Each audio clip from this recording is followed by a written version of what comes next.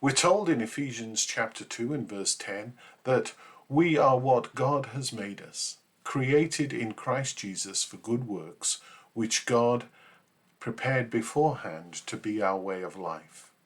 There is the sense that God goes ahead of us and calls us to follow along the pathways into which he wishes to guide us.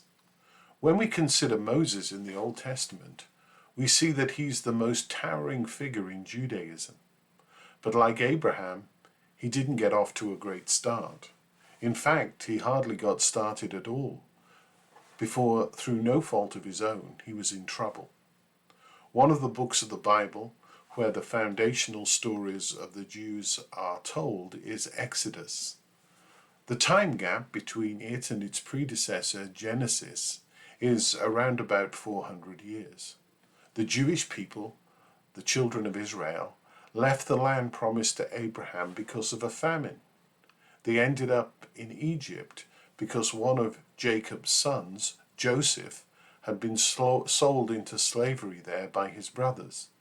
But through the providence of God, he ended up second only to the king of Egypt, Pharaoh, and was able to save his family. Over the 4 centuries that followed, the children of Israel grew in numbers. And by the beginning of the book of Exodus, they were so numerous that Pharaoh saw them as a threat. The people were enslaved and forced to work on the king's many building projects. But this wasn't enough. Ultimately, Pharaoh ordered that all male babies should be killed at birth. Moses was born at this time and was saved because Pharaoh's daughter saw him in the river and arranged for him to be brought up, initially by his own mother, and then in the royal court.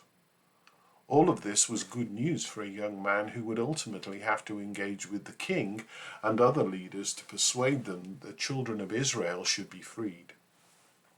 But Moses saw his fellow Jews being mistreated by a slave driver, and he killed the man. This wasn't well received by his own people, nor would it have been by Pharaoh. So Moses had to run to the neighboring land of Midian, where we are told he remained for a further 40 years. Whilst he was in exile, Moses worked as a shepherd for his father-in-law Jethro. It seemed as if the moment for his action on behalf of God and his enslaved people had passed. It was then that God spoke to him from a burning bush and told him to return to Egypt to help to free the children of Israel. Moses was not on board with this new plan and faced many trials and tribulations over the next 40 or so years as he led the people from captivity to the edge of the promised land. What we find is that despite many doubts and fears, Moses remained faithful to God and the vocation that God had placed upon him. None of us will be called to be a disciple in the way that Moses was, but are we willing to remain faithful as we allow God to guide us, even when the opportunity to serve seems to have passed? God's providence is greater than our timidity can imagine. Once again, thank you for listening today. I trust that you'll have a good week and that God will bless you.